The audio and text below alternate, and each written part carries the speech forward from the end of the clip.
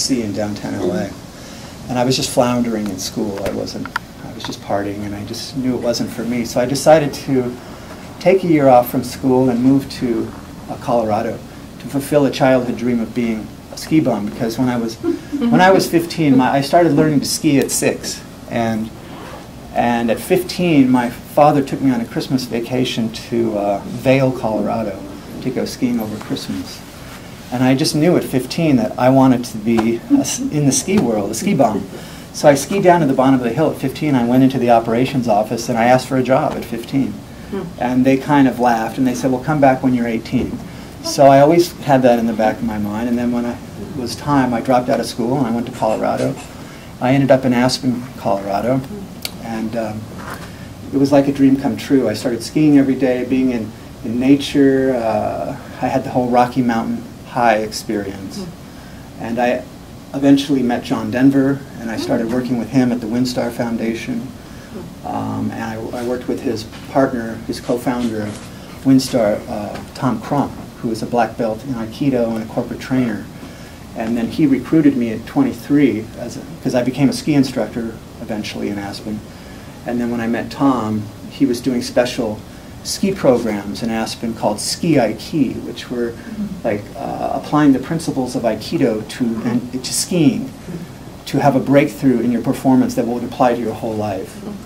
And he attracted, executives from Fortune 500 companies and doctors and attorneys and very successful people who came from all over the world to spend a week with him. And I was one of his main assistant trainers at 23. And so I started to teach body-mind principles and meditation techniques that I learned from Tom at 23 to very successful, executives and whatnot. It's a very exciting time, and I could have stayed with that. I was invited to stay in that company, but my intuition told me that there was something else that I was going to do, and I had always been an artist, and I always felt there was my own unique expression that wanted to come through. So. Towards the end of my time in Aspen, one of my favorite things to do was to go to the top of the mountain and to ski off the side and look at the view over the Elk Range and the Rocky Mountains. And it was there I would have my conversations with God. And one day up there, I heard a voice speak to me. My inner voice said, "Go to Sedona." And I'd heard of this mystical place in the desert Southwest, but I'd never been there. So the message came very clear that I was to go there. So I made arrangements to go. And before I left town, I met somebody in Aspen who, as it turned out, had a vacant cabin on Oak Creek in Sedona. And he said, "Why don't you go stay at my place?" So I made the trip by myself, and within the first moments of driving down into Oak Creek Canyon, I just felt the power and the presence of the red rocks and felt a real sense of home, and I knew immediately that I was going to move there, and I did. So I went back, packed my bags. 3 weeks later, I was in Sedona, and that started a time when I, being an avid outdoorsman, I started to explore the outback wilderness of the canyon areas of Sedona, and the vortex sites, because this was just right after the harmonic convergence of 1987. And which I celebrated in Aspen with 20 people up in the Maroon Bells Wilderness doing ceremony, and right before how many people were conscious of the harmonic convergence and participated at that time? Yeah, so I actually, a week before the actual date in August, I climbed the Maroon Bells peaks, 14,000 feet, and I took a big quartz crystal and I planted it on the top of the North Maroon Peak with 5 friends. And we did a prayer up there to activate the ley lines, the grid lines of the planet, because this is all part of making the planetary ascension, was to reconnect the planetary grid. So we did some light work up there on the top of this peak that many people have died climbing this peak, but we went for it anyway, and it was a very exciting adventure. And I took a big crystal up there and left it on the top of the peak. So when I arrived in Sedona, Sedona had just been very much activated by the harmonic convergence. About 5,000 people came from all over the world to participate there. So the vortexes were very activated. The energy was very strong. There was a lot of UFO phenomena happening at the time. And so I just immersed myself in the experience of becoming sensitized to the subtle energies and to the, to the etheric planes of reality, more subtle frequencies. Because when you go to Sedona, it's about the energy. There's a very strong energy field. And each of the vortex sites has a different quality to it. So when you go into them, you can kind of sensitize yourself and have an experience of these different energies. Now, I also, shortly after I arrived there and started doing this work, I met a shaman and a chiropractor who started working with me. He was a network chiropractor. How many people heard network chiropractic? That's a very, huh? I said we live in Fairfield. Yeah, yeah. I mean, we have one here. Yeah, yeah. Your video. Huh? Your video just went off. It just went off? Yeah. Yeah, it's okay. I'll turn it back in a second. Yeah, so network is a very subtle technique that clears the energy channels in the spine so that the life force or the prana or the kundalini energy can be free-flowing in the spine. And when you get clear, you move into a naturally undulating movement comes to the spine, a serpent-like movement where you're on the table and you actually begin to undulate on the table. And so I started having very profound and dramatic experiences on the table. I did over 300 sessions of network.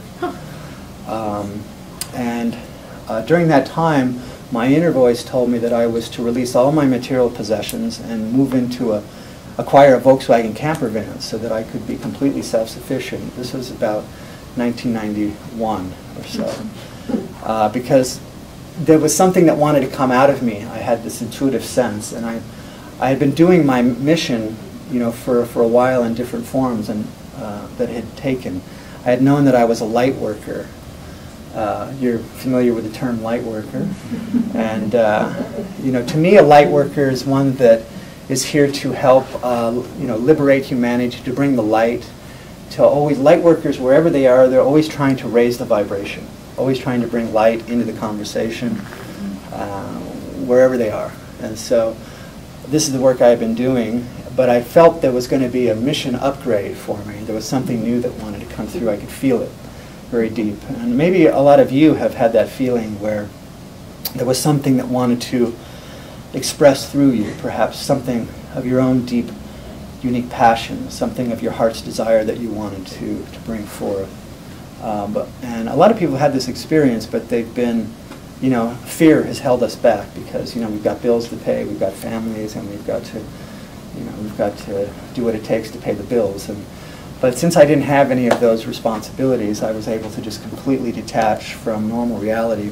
And this was also before the time of cell phones and email, so it was very easy to just kind of unplug. All I had was a voicemail number and a P.O. box. And so I retreated into the canyons of Sedona, and I went deep into the silence, because in the canyons there's this beautiful, very strong experience of stillness there.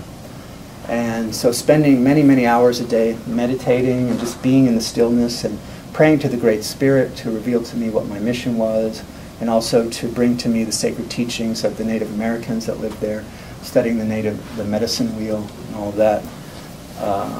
But just primarily just going deep into the energetic experiences of the canyon and the vortex, and just having an experience in my own body, actually accessing myself at an atomic level, kind of on the quantum level, having a direct experience of my chakras, of my kundalini energy, and also being able to tune into spirits and ethereal beings that were around me.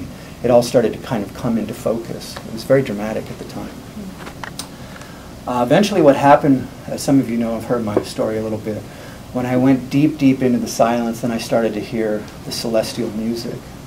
It was very faint at first, but as my clairvoyance and my third eye was opening through my meditation practice, my third ear began to open, where I could hear the inner music of what the mystics speak about, of course, the inner light and sound. So that began to become illuminated to me. And I went through a series of spiritual initiations on the inner planes with the masters and the angels that were around me. So eventually the music became very, very strong. And I had a series of experiences where the sound current actually took me out of my body, where I was actually able to travel up a central pillar of light right out the top of my head and go up into a higher dimension, like a fifth dimensional experience, where I was, engulfed in the golden light and in the divine love, and a very dramatic experience of oneness, divine love and unity. And then as I was hearing the celestial music, my inner vision was being adjusted. My guides were working with me to help me so I could see, because I was always listening to my inner guidance, my inner spiritual guidance. And they were helping me to focus on the inner plane so that I could see, so I could become a seer. And eventually what I was able to perceive was there were faint forms of light around me, and then they became more distinct to where I was able to perceive there were angels around me. And I saw several different types, but the main group that came around me were the cherubs, the little chubby baby angels. And when I first met them, they were playing harps and flutes and violins, and the music that I was hearing, this grand symphonic, majestic music that never ended. It was like a eternal music that was of a quality of singing praises to the source of all love and light in the universe, that the angels are singing constantly, 24/7. And the angels told me that there was a time on this planet that all the beings used to be able to hear the music. Yeah? But then, because of perhaps what might be termed the fall, we fell from grace, that we came down, the consciousness really came down to lower levels, so we lost touch with the celestial music. And we can see the effects of that all over the world right now with what's going on with humanity right now, who feels very disconnected from Source. Generally speaking, humanity is lost in a very kind of deviant culture right now. Because when you look around, really honestly take a look what's going on here, there's some real horrific stuff going on here. And it just, if you're sensitive at all, like a lot of us are, it just really breaks your heart to see what humans are doing to humans. It's just such atrocities. And also to the natural world. We're really destroying our own biosphere in which we live, So it's sad. But this is all kind of symptomatic of being disconnected from Source. So let me just show you a couple pictures here that kind of illustrate this first part of the story. And let's see, there's a great picture here. I hope you can see this. This is one of the main areas in Sedona where I would meditate. This is Boynton Canyon. How many people have been to Boynton Canyon? Yeah, this is one of the main vortex areas. And to get to this location, you have to hike way back. I'm up on top of a spire that's very similar to this, but on the other side of the canyon. And this particular vortex We are now running on reserve battery power. So